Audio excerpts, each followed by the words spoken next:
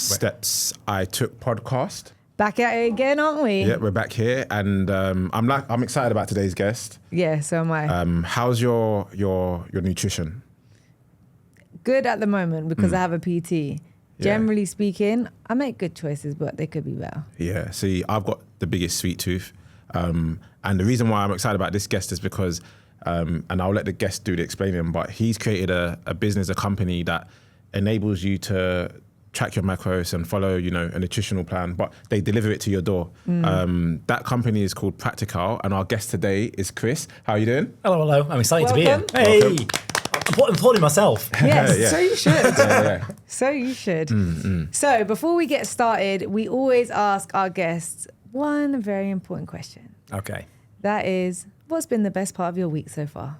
Ooh. I'm going to sound like a real softie, aren't I? Best part of my week was I've got a nearly 2-year-old, like a one-year-old son. And best part of my week was him extending his vocabulary. So he's suddenly he went from just like that to like van, like wheels, truck. And I felt like it was a real daddy moment. So honestly, outside of work and outside of business, it's like the family bit as well. Yeah, I love that. That's so special. No, that's nice. That's really good. And so you've got is it 2 kids? Two kids, yeah. And so one is 1, and how old is the other? So the other one is 4. I'm just thinking about how little sleep I get. I'm laughing, going, when did I sleep last? Yeah, About 4 years ago. yeah. But I've got so he's nearly 2, and the daughter's nearly she's 4, and it's all school and nursery and life, and I suppose we'll get onto the food thing, but that's kind of why the food thing really matters. Yeah. Why don't we start by you telling us a bit about the food thing, and what it is you do, and why you got into it. Sure. Yeah. So my business is called Practical, which kind of stands for practical calories, and I got into it because I was in food marketing before that, corporate, and even though I knew what I was doing with food, I couldn't put it together. It was really, really hard, and I couldn't afford a lot of the meal prep services out here. They're quite expensive, and some of the newer, cheaper ones are a bit rubbish. And so I wanted one that was actually practical, because a few of these companies actually aren't. They do things that aren't practical, like maybe their macros aren't right, or the calories aren't right, or maybe the price is too much, or maybe there's something on the menu that you really like, and then they just take it off the menu, sort of stuff. I was like, or maybe they don't let you pause, or they don't let you cancel, or whatever. I was like, I'm going to form a company which is going to be practical, and it's going to have the word cal in it. Great. And so that's what I did. I set it up to be a practical food company. That's it, really. Nice. And when did you? How long has the company been running for? So it's been delivering food for 15 months, I think, or maybe 16. So we started in July last year, 2023. But there was a run-up of 8 months of getting our website, getting our kitchen. We own our own kitchen, for example. Okay, yeah. Staffing up, blah, blah, blah, marketing. And then pre that, there was 7 years of me actually coaching people with food. And then there was my prior career in corporate when I used to work for Mars, PepsiCo, Yum Foods and stuff like that. I've always been in food. So although it's been 15 months, so we're a new company, I kind of feel like when I look back, everything's kind of been leading to this. Yeah. Have you always loved food then, seeing as you went into food? So as a child, were you the foodie? Funnily enough, honestly, it's blind luck that I kind of got into it, and I've kind of learned to really love it. So when I got my first graduate job, it was in a marketing company, and they were marketing a lot of random things, including telephone, what's it called? Telecommunications and stuff like that, whatever else. It was a big UK ad agency. And randomly, they decided I would be a good fit for the PepsiCo account. That's Pepsi and Walker's Crisps in the UK and blah, blah, blah, blah. And so I was quite young then. And then you get put on that. And I was quite good at it. And then I stayed and ended up becoming, if you're listening and you're familiar with the UK, I ended up doing all of the Walker's Crisps adverts for Gary Lineker. That was my thing. And I was on it for years. And then I ended up working for Mars in a similar thing, but that's in marketing, and then KFC. And then I realized, why am I advertising just chocolate crisps and KFC?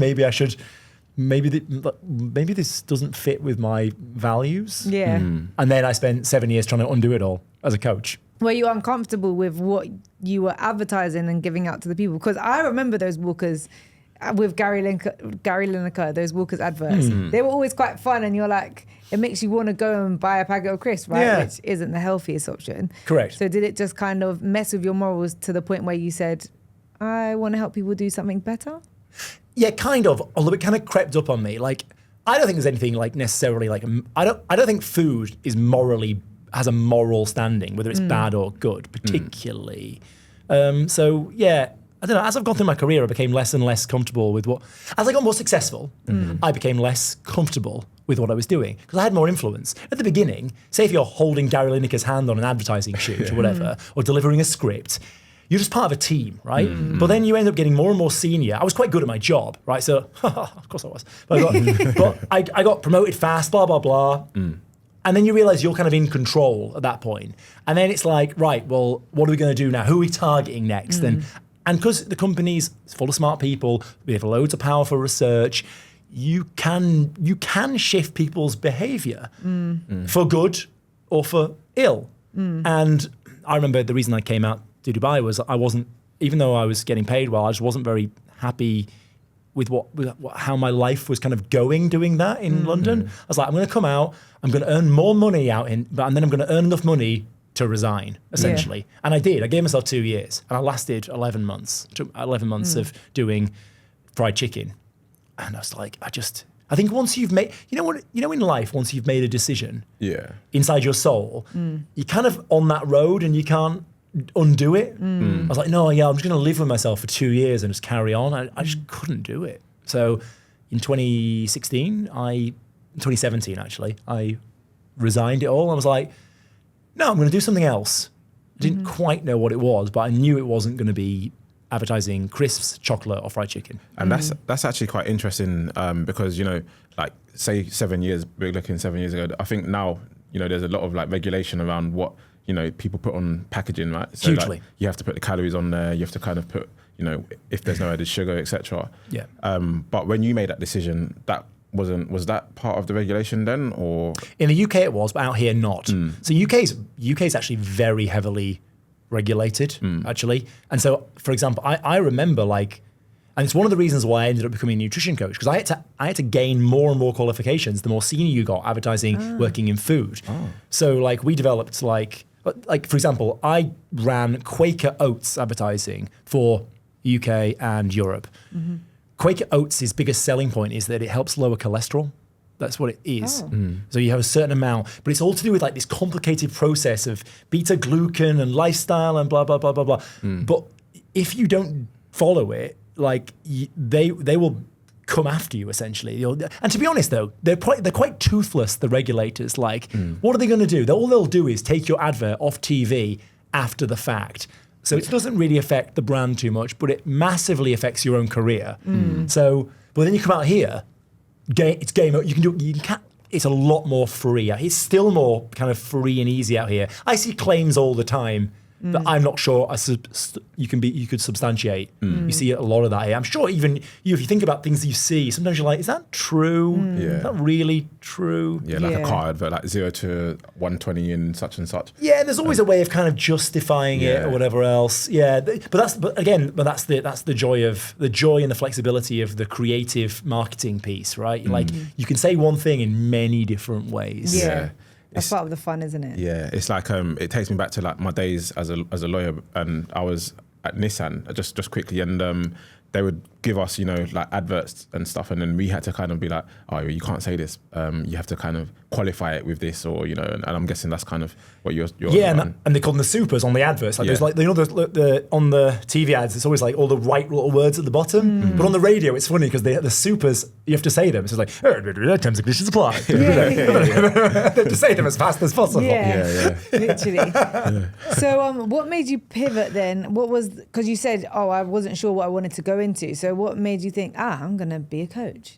So, well, for one thing, I needed some money. Yeah. So I called it my year of being fun employed. Yeah. So I was like, right, I was 33, I already made a bit of money with my job, no kids. Yeah. My partner, Ellen, she was great. We agreed I was going to do this, blah, blah, blah. So she was still working. It's the best year of my life. Yeah. I was like, what? My mum said, what have you learned to do this year? What are you doing? I was like, I learned to do a handstand. She's like, bro, you're 33. come on, like, what are you doing? And all that happened was that I even got my like personal training qualifications. So I wasn't sure what I wanted to do. And basically what happened was, like, imagine like I'm 34 now, and like I take you on as a client. Look at me, like I'm no gym bro. Like I'm just not, right? And so we end up having more like meaningful conversations, and then suddenly you say like, oh, I'm feeling a bit doughy, or like my food's wrong, or whatever. And because of my training career, I'm like, oh, let's talk about that. Yeah. Let's go. And because I spent however long, 8-10 years communicating, that's my job, to communicate it, I was very, very effective at being able to go, I think this is maybe an issue for you. I think this could be a practical, pragmatic solution. And basically what happened was I kept on getting referrals to do that. No one wants to do bench press with me. Like, no one's doing that. So this kind of kept them going. And all that happened was I kept on, my company was called Design for Life Fitness, but it ended up becoming Design for Life Nutrition. And then all that happened was then you meet someone then they go, oh, well, can you introduce you to my PT? So then you meet a PT, then he or she got some clients, maybe the PT worked for a gym, then the gym goes, that guy's quite good. Can that guy take some of because in the fitness business, it's all about transformations, right? Yeah. It's all about that. So, and food is a big part of that. And normal people find eating well really hard, right? Yeah. So I ended up having a bigger and bigger influence just because my clients became either more influential or more corporate, and they had more clients underneath them. I think I had 1,000 clients between 2017 through COVID to 2022, 23, when I kind of finally phased and gave away all my clients. Eventually I had to go like, no, I want to do the food. I want to do the food bit. And by the way, I suppose just to preempt that, the reason I want to do the food bit is because that's the hard bit. Yeah. So you can give people the knowledge, but if they've had a terrible day, like if the only way I'm going to eat well is if something's put in front of me at that exact time. And that's so frustrating as a coach. What do they say? You can take a horse to water, but you can't make them drink it. 100%. Right? Yeah. So I was like, actually, that's why. So I was like, if I had a meal plan, it would be practical, and it would be all of those things. If I could do, it was. So I was like, I just want to do the practical piece. And being a coach is exhausting. Yeah. Absolutely, because you take a lot of mental stress, because that's what you do, right? It's an energy exchange. Yeah. And instead, you're just providing a solution now. Yeah.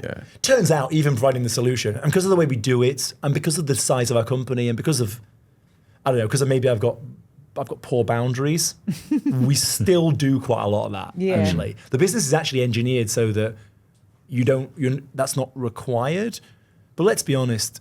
For some people, it still is required. Yeah. To get the best result. Yeah. So what does that look like in terms of, okay, you've been in Dubai, you've tried meal plan companies out here. I have. And you've listed the reasons why you weren't particularly happy with them. So how does one now, go out to set up a business, that services food plans and make sure that the calories are correct? I'm guessing it started in the kitchen, but then you had to get licenses, etc. Yeah, a lot of licenses. Yeah. Definitely happens. I had a bit of an advantage, obviously, because I was a coach and because I'd done my coaching role like a corporate role. So I had 1,000 people's information. That included their food preferences, and I also asked them for their home recipes. So it was quite an easy pivot because I was like, I already had all of the recipes from my clients. So none of my recipes are from the internet or anything. They're all from actual people. And because Dubai is so multicultural, you end up having stuff from all over the place. That was really good. So one of I used to do some work for a guy called Claudio who owns a restaurant what's called the Surf Cafe. It's now called Leans. There's one in Emirates Towers and there's one in Abu Dhabi. And he was kind enough. I did his menu and he said, look, I've got a spare kitchen. It was amazing. You can have it for free for as long as you want. Go in, and I was like, okay, so then I took my clients' recipes in for everything, for protein balls, whatever else, and I hired one guy, and we basically just went in and just did like test and learn, basically, to see if this stuff worked. So you were actually cooking the food yourself as well? Yeah, so I like cooking. So I've always been in food and I like it. It's funnily enough, now it's one of the things, I miss it actually, strangely enough. And this is the funny thing about meal plans as well, because, you do lose. No matter how good a meal plan is, no matter how good, even ours, this is something. Food is more than just fuel, right? Food is life. Food is your culture, your identity, And food is the earth, Yeah. right? And I think a lot of the time in Dubai, I think we're all trying to find the earth again, like whether it's just going to the beach or whatever. So, yeah. That's actually a really, really good point. Yeah. I've tried meal plans before, and sometimes you just miss your own cooking. Yeah. Or a home cooked meal. You do. You really do. One of the best compliments we've ever had, we get it a lot, which is nice, is that the food tastes, quote, homely. Now that could actually sound like an insult, actually. Like, it doesn't sound like, it's not Gordon Ramsay or whatever. It tastes like something my mum would make.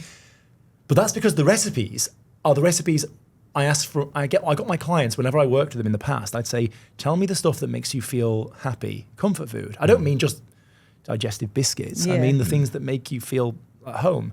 And they're the recipes I've got. And what made you ask that question?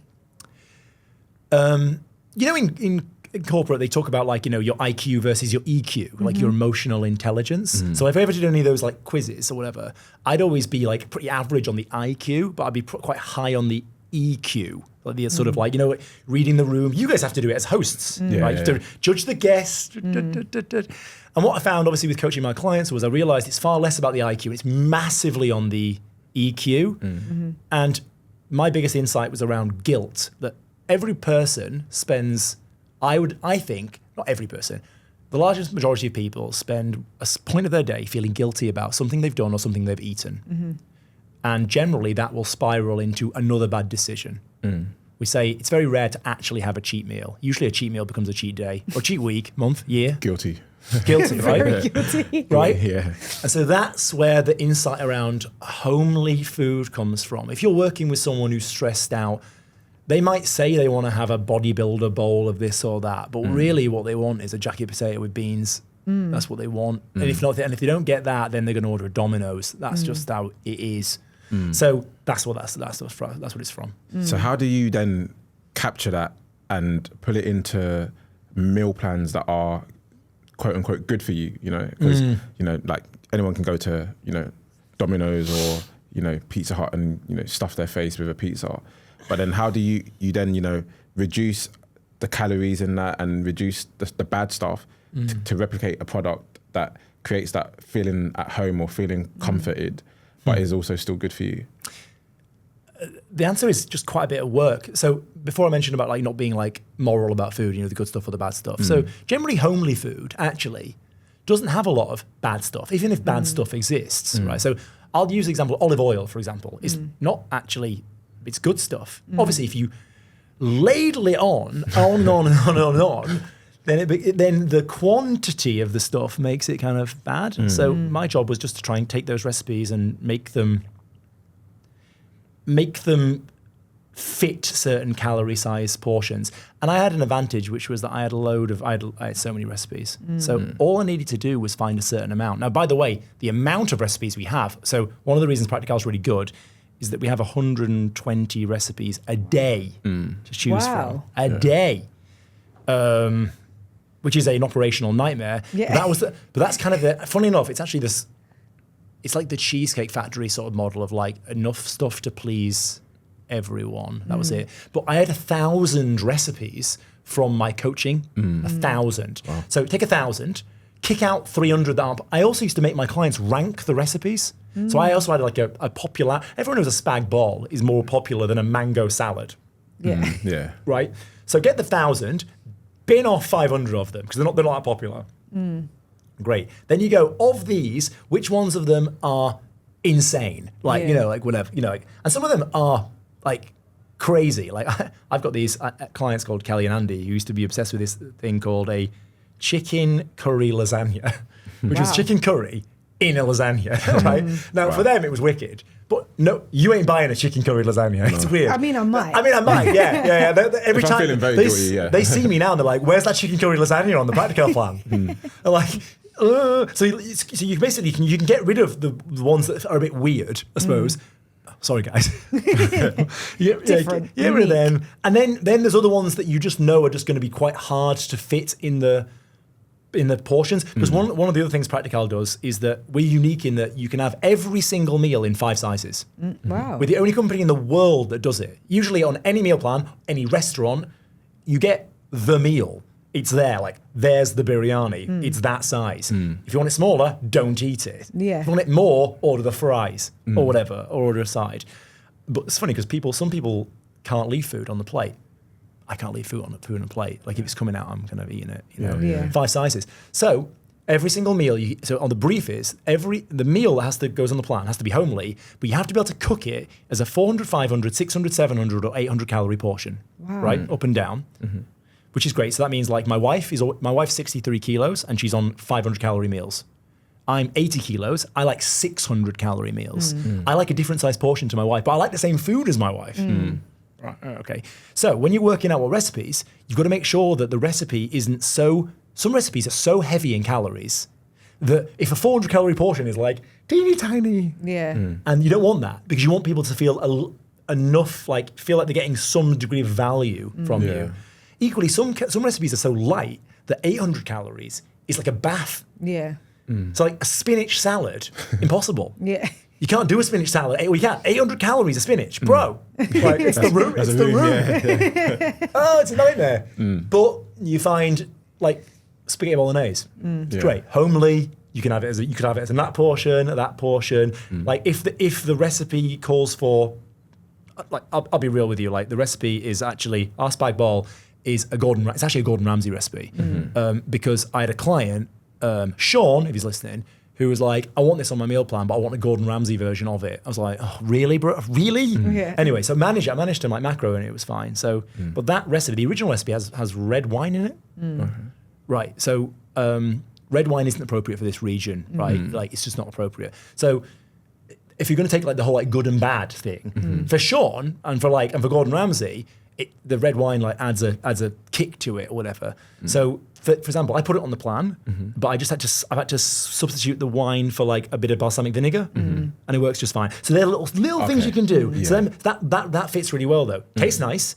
People understand what it is and it's a popular dish. You can have it as 400, 500, 600, 700, 800, and I've taken out the bad and I've replaced it with good. But I think alcohol's the only thing I'm going to say is like bad.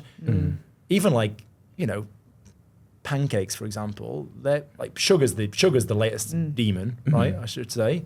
But equally, I know plenty of very, very, very, very, very healthy people who manage their sugar intake just fine. Because the experience I have with normal people is that quite a lot of normal people say they don't want something. They don't want sugar on their plan, for example. And then what they do is they then go into the toilets and have a Snickers. Yeah. Right? So I'm like, let's just be real about this, right? On Practical, you're an adult. You can get. We have a little switch in our thing, which is like, you can have. Do you want to choose macro balanced meals, protein, carbs, and fats, all perfect? Or do you want all meals, which includes macro balanced meals, but it also includes pancakes with golden syrup? Yeah. You are an adult. Yeah. Go for it. Sometimes when people sign up, they might sign up their children on Practical. And we say we usually put an age limit of 18, and then they go like, I've just signed up for my kids. I'm like, okay, but be aware that I'd like you to be in charge of the app. Yeah. Because otherwise you can order on Practical pancakes every meal of every day forever. Right? But I'd rather you didn't. Yeah. Do you know what? I've always been so interested to find out, how do you even measure how many calories are in a meal? Oh yeah. It's a fun time. Yeah. So okay, are you ready for the science lesson? Okay, so you measure the amount of calories in a meal.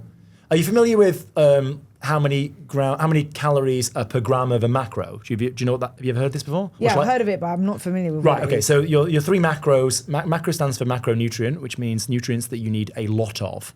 So that's protein, carbs, fats. Micros are things like vitamins or whatever else, or salt and things like that.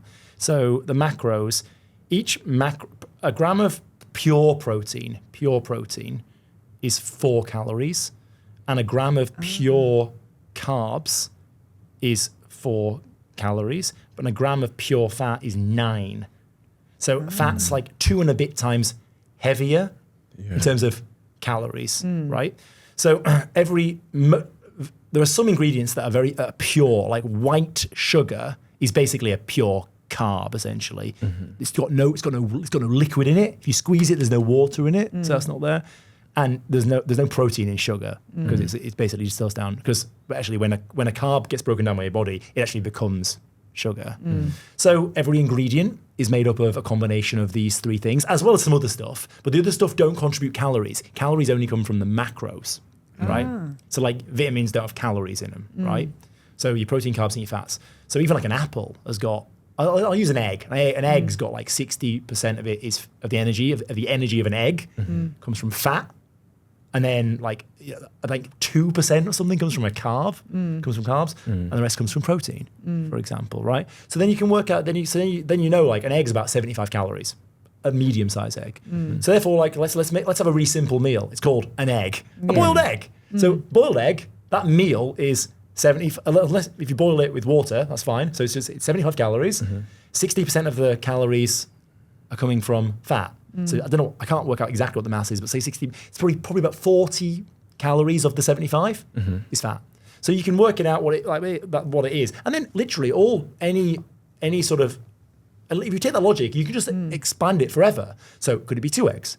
Maybe you add a piece of bread. Maybe you add some butter. What type of butter, whatever. Every single food has got a certain amount of numbers attached to it. It's just, once you know the system, it's boring addition. Yeah. And it's why people spend their lives scanning things on apps like MyFitnessPal, adding up, adding, yawn, sort of thing. Yeah, so that's how you would basically do it. Funnily enough, one of the other motivations for me forming Practical was I realized one of the biggest ways I could make money not doing Practical was deconstructing the calories and the macros of restaurant meals. That's what I did as well. Oh my Lord, that is boring. Yeah. It's just maths, all day maths. And also it's maths. No one really in the restaurant trade really cares whether if the cream you use in a meal is a certain cream versus another cream, they don't really care such. Maybe they care about taste, they don't really care. But it make a huge difference on the macros. Yeah. After a while, you're like, and breaking down a meal is hard. Because you go to especially here, a nice restaurant, the meal it might have the meal, but maybe there's like a chicken. Maybe the chicken's got a marination on it. That's a sub recipe, right? So every recipe, some of these recipes, bro, they're like 6 recipes. It's like Inception. Yeah. And like, so then you end up working out the first one. You're like, okay, so that per 100 grams. And don't get me started on something if something's fried, deep fried. How long is it fried for? What's the absorption rate? None of it's particularly exciting. It's just boring. So luckily, I'd already done 7 years of extremely boring work making spaghetti bologneses from Gordon Ramsay, calculating it all. And I already, because I was a real geek, I'd already taken my Gordon Ramsay recipe. And I did this before without even knowing. I'd already made a 400 calorie portion, 500, 600, 700, 800. And I'd already worked out how you would, without waste, just get a pack of beef. I'm not into this 790 grams of beef. It's either a kilo or 500. That's what you buy in the shop, right? Yeah. I'd already worked it out. I'd already done it. So I was like, I just need to make these I just need to hire a chef. This is so interesting because if we're going back to everything that you've done in your past, it's like you've just been collecting data for this point. So what I'm learning now is whatever you're doing, collect data.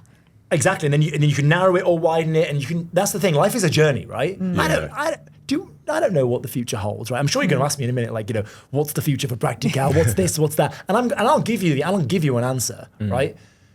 But the reality is, I'm 40 years on this earth. I've done a lot of things. I've been in a band. I didn't know I was going to be a dad. I didn't know I was going to be a coach. Who knows? And that's what's so nice about, I suppose, about life. You collect experiences and you collect people as well. You are in my network. That's really exciting. It's great. It's a really nice, and Dubai is a really good place for that as well. No, definitely. Actually, I have to say. So I tried Practical before we even connected, right? You did, And I must say, out of the meal plans that I have tried, because I've tried quite a few, that it is one of the nicest ones that I've tried. Especially when I saw, the pancakes and stuff on there, I was like, okay, yeah. So you're a non-macro balance guy? No. So Giovanni 2023 is different to Giovanni 2024. So 2024, I've clicked the tab on macros, but the odd time, I do like to treat myself as well. So mate, the odd time, every day for me, I have 2 snacks every day from Practical, and one of them's always a protein snack because I'm feeling. Yeah, because they're good, right? The protein snacks, because we just do pure protein. None of this I'm like, if you're going to get a snack on a meal plan, don't get an apple because you can buy one in the shop. Forget it. get yourself. In fact, don't get any, just get protein because it's the most efficient thing. But I get 2 snacks. I get 1 protein and I get 1 sweet. So it depends. Like for example, I've got my sweet snacks back at the office because I know after this I'm giving my all. I want to present myself really well. I'm going to be tired.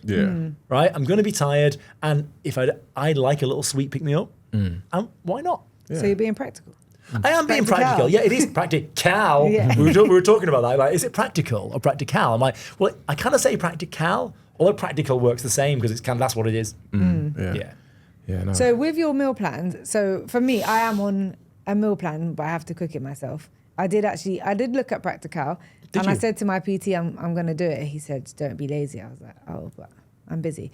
But anyway. I need your PT's number immediately. What I'm interested in for like these meal plans, because sometimes when I've looked at them, I struggle because I'm like, okay, this is what I've been advised to eat, this amount of protein and this amount of stuff. Like, I'm going to be honest, I want to be as lazy as possible. I just want to talk to someone and be like, this is the amount of protein, fat, carbs I'm allowed to have each day. Can you just tell me which meals I can have? Yeah, and fix it for me, right? Can you just do it? Yeah. Can you? Yes. The answer is fantastic. So we can just do it. And there's like the flippant answer and there's the complex answer. I actually don't want to give you the complex answer because it's too long, but I'll shorten the complex answer, right? So the answer is, of course we can do it, as in like, because we're in charge of the food, you tell us what you want, it's our job to get you that service. And funnily enough, we have people on our team, like myself, who can, and we're the right size to literally, we know our clients. So call us up, especially on your protein levels.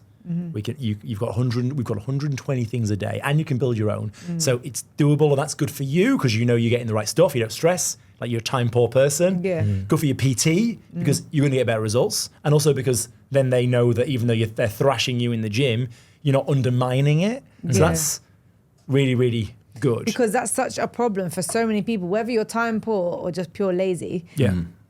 Thinking about going to the gym and then thinking about all of the right foods to eat. It's just tiring. it's too like much, we don't have enough things to think about. We don't have enough things to think about, exactly. And I think there's just the degree of like, you put your effort where it's most needed. Like you're not food scientists. You're not trying to go to the Olympics. Just fix it for me. Like we're all in a position. You've worked hard to get to the position where you can. Like we're all here to, you travel all over the place, right? Like, you need this. You need some stability, right? But you also need trust. You need to know that it's good. That it's good. It needs to taste good, but also needs to do the other parts as well.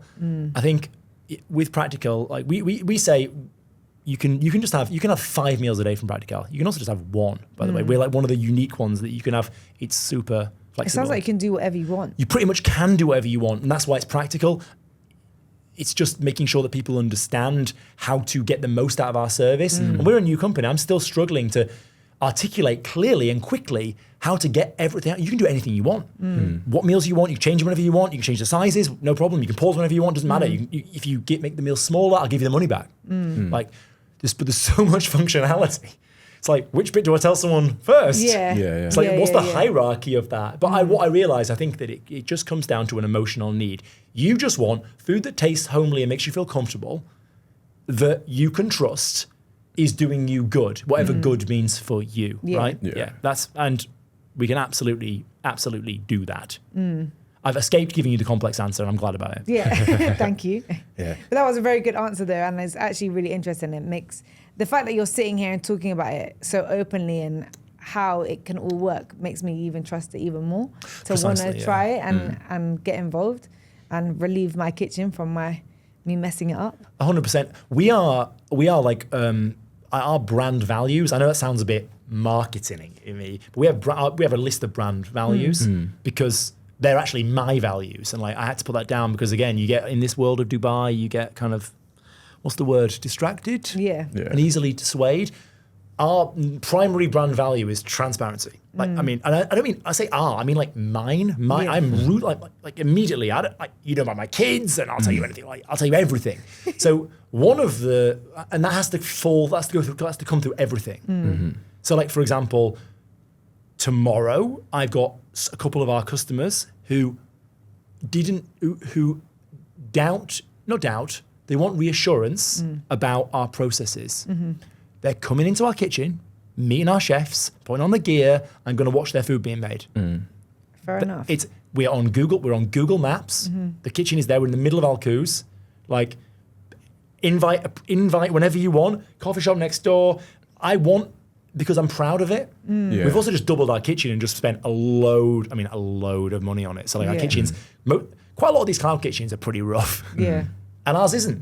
Yeah. And it's a massive selling point. I need to do more social media about that, behind the scenes stuff. Maybe you could meet the team. People love to see the behind the scenes of how their food's actually being made and all of that kind of thing. Because we all have that. You know, when you get like a delivery from one of those guys, and they open the bag and there you go. I think we all have that feeling of like, where's this come from? Yeah, 100%. Definitely. I saw a challenge on your Instagram. I think it's a 30-day challenge. You've got like an athlete that's trying to get lean based on having just burgers and pizza. Oh yeah. Matt. Yeah. So I guess, is that an example of where, like say you compare like a fast food burger to say your burgers, where you've done the maths and you've taken out the quote unquote bad and put the good in. Because how is that achievable? To like, if someone's watching this now and they're like, oh wait, you're telling me I can get lean off of just burgers and pizzas in my diet? Yeah. Like how does that actually work in reality? Okay, so it works like it's a marketing idea, by the way. It's designed in a way that has some degree of shock value, but underneath it, the message is one that I absolutely stand by, which essentially is that. And this is a common thing that certain nutritionists work by, and I go by, which is like, you've got to get the quality of your food right? But before that, I'm afraid you've got to get the quantity right.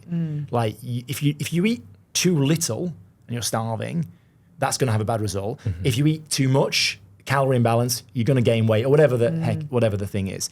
So my point with him is, if you're going to have burgers and pizzas every day, the first thing is like, it doesn't matter what you're eating at the beginning, as in, if you're going to do it logically, the first thing you need to do is you need to get the calories right.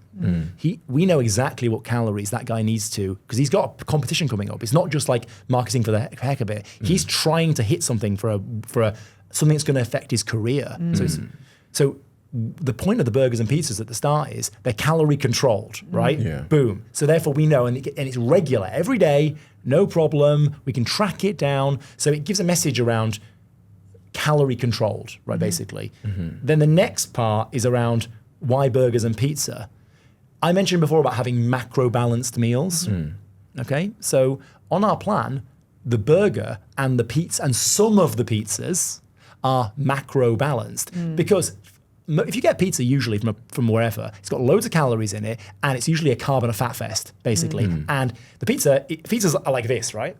Our Mexico City pizza flops because the base is thinner, it's a slightly lower carb, and there's loads and loads and loads of chicken on it. Because I was like, if I was going to make a bodybuilder's pizza, or like just a pizza with 25% of the calories coming from protein, how much chicken is that? It's not just a few little flakes on it. It's like a chicken breast shredded up and put on, right? That's that's the secondary part. Get the calories right, but he's having these pizzas that are macro balanced pizzas. Yeah. And the burger has carbs in the bread.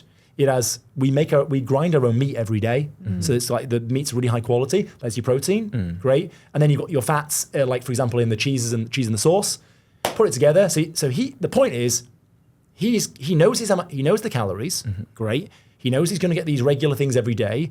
And I'm saying, even in these foods, because they're freshly made and because we've thought about it, it's doing the quality bit as well, which is great. I'm sold. Yeah. Well, this is what I was going to say, because it's almost as if like you're facilitating people to have, that you spoke about cheat day earlier. Yeah. They can have a cheat week essentially. Yeah, they can have they can have a cheat week, and that is. A lot of people come on podcasts and they've got one message and there's no nuance. I have nuance in my messages because we're still figuring out and there's no right answer. On Practical, you could have a cheat. You could have a cheat life. Now, is that a good thing or a bad thing? I don't know. Where I'm at the moment is that you should have the opportunity to have a cheat, but it shouldn't. On Practical, if you're having a macro balanced pizza, it isn't cheating. Yeah. There's not even like I'm going to say there's no guilt. What I'm saying is it's not cheating. Yeah. The burger is just part of the plan, and therefore it doesn't matter. The pancakes with the maple syrup. Again, though, if you're a long distance runner, I did rather slow and tragic 5K today. Like that would actually be great for me at that time. You know, it's fine. So what I like about Practical is, like you can fit those things. It's, what do you say? It's hard to get back on the wagon, but if you never fall off, I just make it really hard to fall off. Yeah. Which is actually a really good thing and really helpful, supportive. I want to actually spin it back to your marketing side of you, because obviously you have this business. So having all of the experience you have in food has been very supportive, but I'm sure having all the experience in marketing has been supportive. I know you mentioned earlier you're still trying to navigate which area, because you're so complex in Practical, which area to market first. But there's lots of people that'll be watching us that have a business or are in marketing themselves that would really, really love some tips. Right. Okay. I'm under pressure now, aren't I? A little bit. So yeah, obviously marketing's massively important. Like if you're going to run a business successfully, I know I've met quite a few people out here who have like very, very small businesses that usually fail, that do offer a great product that no one's ever heard of. I'm sure you guys are aware of that. Also, I think we're also aware of the other side, right? Businesses that have great marketing and the product is dreadful. Right? I'm sure, and that's very common, especially in fitness and food. The idea is just get new clients and then there's no sort of follow-up. So the idea around Practical is that the marketing, well, to be honest, we're still learning. Right now, our marketing is actually best for retention, for people we make these organic connections with people and then they try it. We've got a 9 out of 10 renewal rate. Wow. Imagine. That's actually May. It went down to 8 in the summer because people traveled. And again, I'm transparent. Like So it's back to about 8.5 out of 10, which is a weird amount of people right now have Practical and order it again. That is a very high retention rate. That's incredible for a meal plan. I think meal plans are usually about 40 people dot about. But that's not marketing. I mean, it's one part of the marketing mix is the retention bit. The new customer acquisition piece is kind of what I think most people struggle with, right? That's the difference between these big brands and other brands. So I guess the tip that I have is obviously you've got to work within the budget that you've got. And then you work to what your strengths are. So my strength is the EQ part. Like this sounds ridiculous, but I'm really good at making friends and connections. I'll make a friend in an elevator. Like I'm that guy, right? And also because I believe the product's really good, like I think you'll try the product now, right? But I don't believe I've really tried to like sell you on it. I'm just telling you my actual truth, right? That's the thing. Chasta's going to make an order straight away. Discount code's coming up. Discount code. For any of you watching, discount code, no problem. I'll sell you out. I mean it. And so I realized that my strength actually was my network at the beginning, because I couldn't afford, we all know the big players in this market. I don't have their budgets. I don't have it, right? So I was like, I'm going to start. So our whole thing is a peer-to-peer recommendation referral thing at the moment. What's interesting is I never knew Practical was going to get this big. I mean, we're not massive. We've got 500 customers a day at the moment, which is still pretty big. It's like 2,000 meals a day. And you offer 1,000 different meals every day. We offer 120 different meals, but we also offer them in 5 sizes. So you've actually got, and that's not including the snacks. And we also do a thing called Build Your Own, where you say if you're on 500 calorie portion, you can choose whatever protein, carbs, and fats you want. It will stack to 500. So I think there's about 250 combos in there as well. It's like a massive Subway. It's a Subway. That's the problem with Practical. There's too many things. There's too many things to articulate. That's why people stay. Because once you get into it, you're like, it's really, really good. That's the thing, because like a lot of the meal plans that I've tried previously, I get bored. Of course you do. Human nature. The food is bland, or it's the same. It tastes the same. Or it tastes the same. This is the other thing.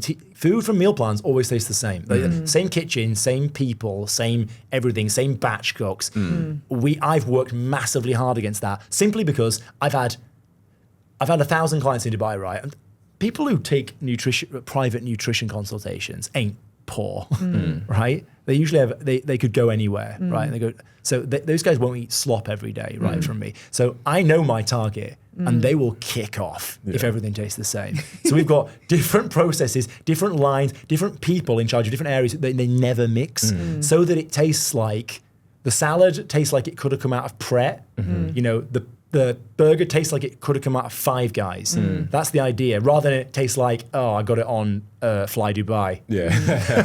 Right? That's the vibe. Yeah. So honestly, you asked me about a tip or tips, but instead I'm going to turn it around. I'm going to tell you what my struggle is, actually, if that's okay. Yeah. Well, my tip is know what your story is and know what your strength is. Mine is, my story is the truthfulness and where I've come from, and my superpower is making connections in person. But my struggle right now is how you go from, my business has gone from 0 to 1. How do I go from 1 to 10?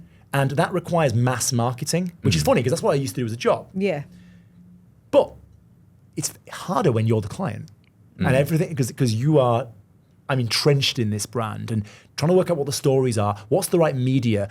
Where do you place it? Do I sponsor sport clubs? Do I do education partnerships? Do I work with influencers? Do I do events? Do I do advertising? What channels? How's my email marketing working? Like, I've just listed 7, and there's more. There's a lot more, right? Yeah. Going from 1 to 10, I am on that journey right now. I know what good looks like. I've been what good looks like, but I've been in organizations with a couple of hundred people who've historically got there. And I've been running the teams, but building the team, that's another thing entirely. So year one was 0 to 1. Can we make it through Christmas? Are we going to survive? Because it's a cash intensive business. Like, To be fair, you've survived over summer. So, do you know what? Summer was a lot better. So Christmas was bad. Bad. No one's ordering a meal plan on Christmas Day. Like literally no one.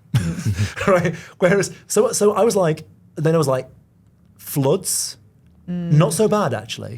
Okay. Eid, not so bad. Summer, great, fine. I think so. That's fine. But we're recording this in September, right? September, yeah. What month? Yeah, September. I've only got, this is our, right now, we are in our busiest ever month. I'm tracking it year on year. Congratulations. Thank you. However, the entire time, I'm like, how many days until December? Sales went flat on December the 15th last year. Some of the other brands, Nutrition Kitchen, for example, they just close the last week of December. They just close. I'm learning this. So I'm now on a ticking time. I'm like, got to make sure that we get through this next Christmas. And we've got other like offerings coming online to make sure we kind of manage that. Yeah. But I guess the next time we see each other, next time hopefully we see each other, when I deliver you some food. But Yes. I would love to, like, at some point when we check back in, to see how we are going between that 1 and 10. What is the right mix? Because the joy and the pain of marketing is there is no right answer. So I think, by the way, I suppose just to kind of round that point out, because I know that time is short, and this is a bit of a plug, actually, but I'll say it anyway. I've decided on what our great white hope is for the business, and that is we've also got a service which it's the same service, but it's called Practical Executive. Because what we've realised is that, and we have this organically from our clients. People, imagine you're on a meal plan, but you're in an office, and you look around, and everyone's having a nightmare getting in an elevator, trying to get to the shop, takes ages, or they're waiting for a noon guy that's got lost, or they've spanked so much on Talabat. And they're like, look, there's loads of guys in the office who eat terribly, to be frank, but they all panic at 11 o'clock every day, don't know what to order. Like this is coming, right? And they've said, but they don't want a meal plan. It's too intense. All they want is the type of food you do, because we do everything, with their name on it in the office fridge. Just put it there every day. So at 11:30 every day, it just appears. Great. So we've got this thing called Practical Executive, where we realized if we don't deliver the bags individually and we just go to an office and we drop off 20, then we don't have to pay the delivery charges. And then we can make the meals cheaper than the shop. So a meal from Practical Executive starts at 29 dirhams. Wow. Which is obviously therefore, so you're like it's cheaper than Waitrose and Spinneys. It might even be cheaper than Choitrums, right? It's easy. You don't have to deal with Talabat, blah, blah, blah, blah, blah. So since we started that, we haven't even announced it, but we've got 7 companies already doing it. And it's been great. And that's my play for Christmas. And that's actually my marketing play. So instead of doing everything, I'm doing one thing. I'm going, meal plan's going fine, Practical Executive. Because if we've got 500 customers, that's not, how many people live in Dubai? Like, I don't know, 9 million? I don't even know how many. It's millions, right? Yeah.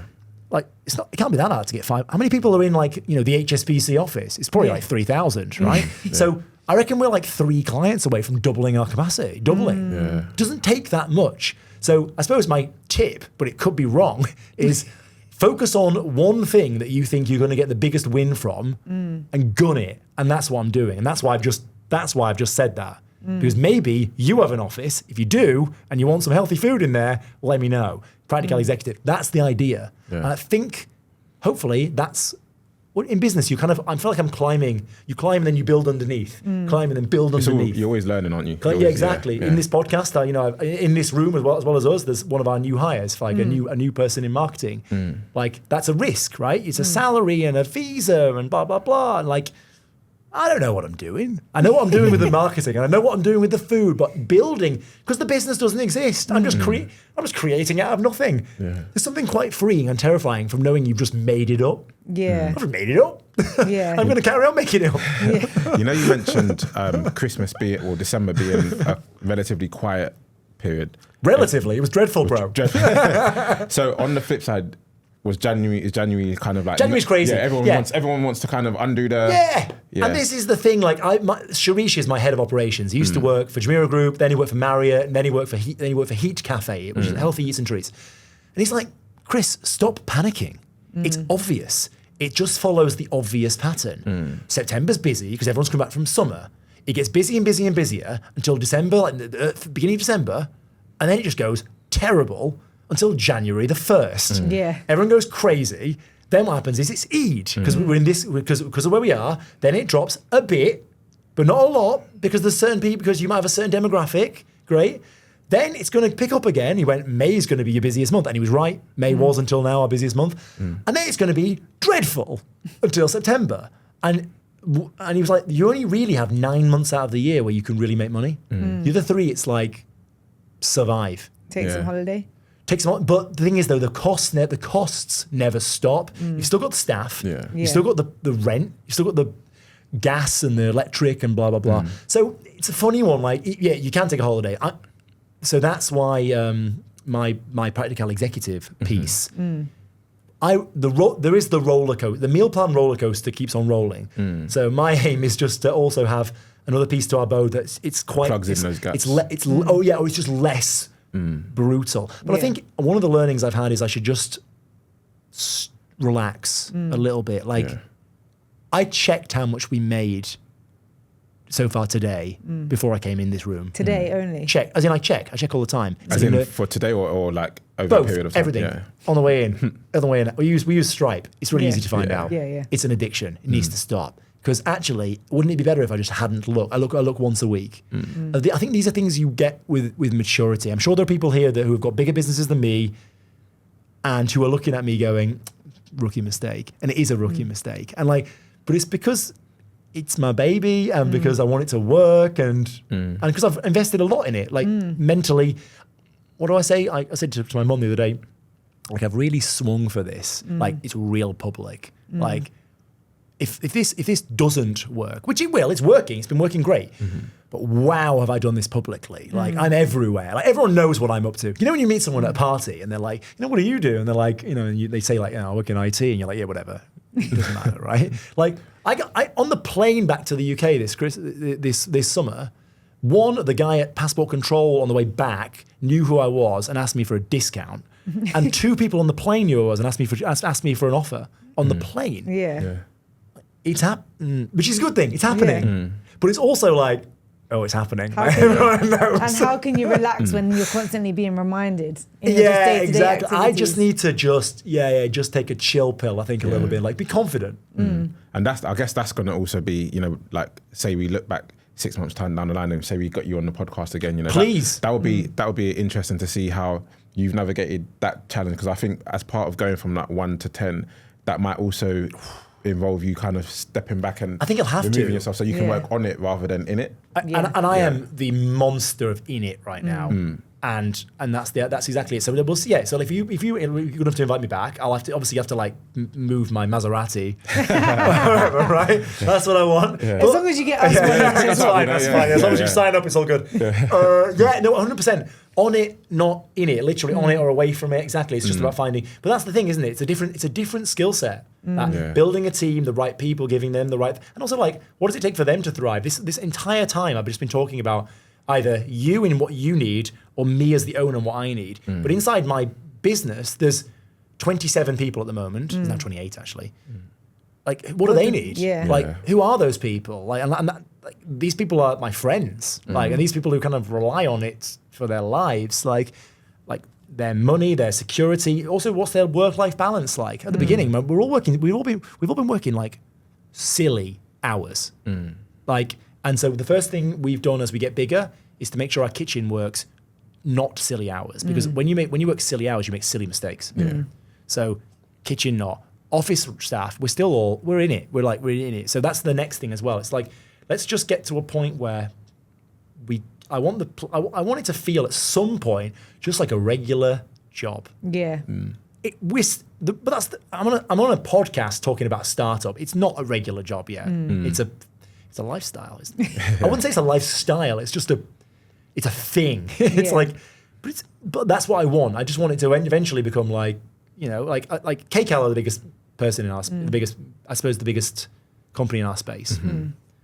I know people who work for KCal, and they work for KCal. Great, nice one. At the minute, people work for Practical, it's like, start to, like, I just want it to get. I'd like it to get to that stage. Yeah. But if it takes a couple of years, that's fine. Like we're all building something. Like you guys we're all here trying our best.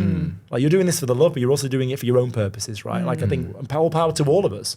Yeah. That's what I think. For all of us. I mean, you've got the most incredible stories so far, and I just can't wait for the next chapter. And that's it's going to be interesting to see how all of us progress. Yeah. I think so as well. Yeah. You know, so I've just flipped it back on you. That's No, but very exciting. Thank you so much. Like, I feel like you've dropped so many gems. I've just been sat here like, Good. Yeah, it's actually been one of me personally. It's been one of like my favorite guests that we've had on the show. Yes, the insights. I don't think I've competitive. I think you're fist pumping me. I will do. Sorry. Yeah. So now I'm not the favorite anymore. No, just in terms of like, you know, just like the gems, but the way in which you kind of spoke as well, you know, and it's quite insightful. And I think like the guests that listen will probably, you know, especially on the tips and the struggles, etc. I think guests will take something from that. And I think actually a lot of people will probably try Practical now off the back of. Yeah, hopefully they will. And also I will say, if there is anyone who's listening who's got this far, and like, so our email address, our Instagram, I'm on our Instagram. So message us on Instagram, which is we are Practical, right?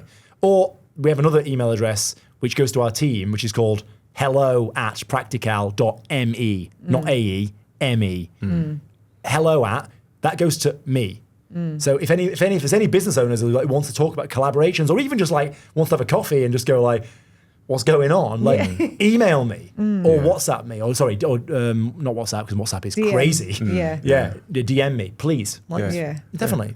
Do you know what's been great as well? The way that your passion shines through. I think that's a really big deal for anyone that's starting a business. If you are not passionate to this degree, because it does take a lot of work finding all the different things that go into actually building a business, then you're going to fail, to be honest. Because you are going to fail. There's so many elements to building a business that you don't even think about, that are really not enjoyable at all, that have nothing to do with what you actually are passionate about. If you don't have that level of passion, it's just not going to be achievable. Exactly. And so I think the key for my journey now is doing it in a more sustainable way. My personal thing. It's like, I'm certainly passionate about it, but it might be the death of me. Yeah, because you also need time to spend with your kids. Yeah, and just time, and also time to live what I'm preaching, right? Yeah. You know what I mean? So that's the thing.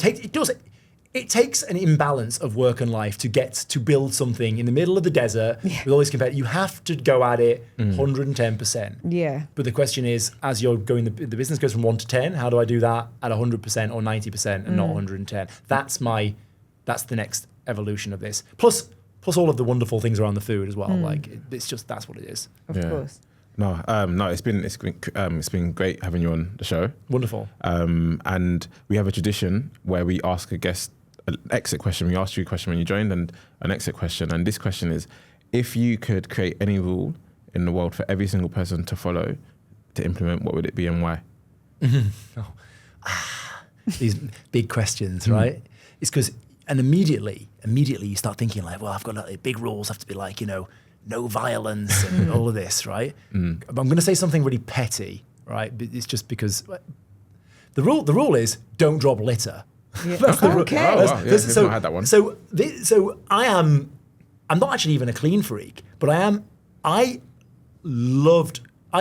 came from northwest London, right? And I used to live behind a B&Q in Cricklewood. It's pretty dirty, to be honest. And one of the brilliant things about moving to Dubai was it's like moving to a utopia, like. And so as the city grows bigger and bigger and bigger, my request to the city and to the world is just let's all be proud of where we live. Let's all it doesn't take very much to do that. So this is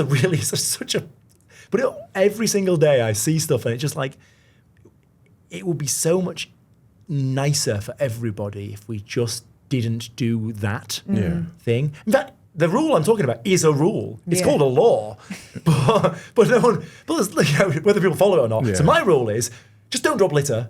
That's all it is. I know it sounds incredibly petty, but maybe it's because I'm 40 years old and because I'm like driving around and I'm always around. I just want everywhere to be kind of like proud and happy of where they live. So I'm like, let's just keep the place nice and clean and tidy. Yeah. Thank you. Please do, guys. Yeah, that's a good rule. Although when you come to the practical kitchen, you'll say, I'm like, don't. Yeah, I am, what do they call it? A kitchen micromanager. Oh, okay. There we are. Okay, perfect. Yeah, well, thanks for coming on. It's been a pleasure having you. Thank you for inviting me. It's been really relaxing. It's like just talking to two old friends. It's lovely. Oh, great. Yeah, no, that's good to hear. Lovely right? feedback. Thank you. Yeah. It's wonderful. Great. Thank you.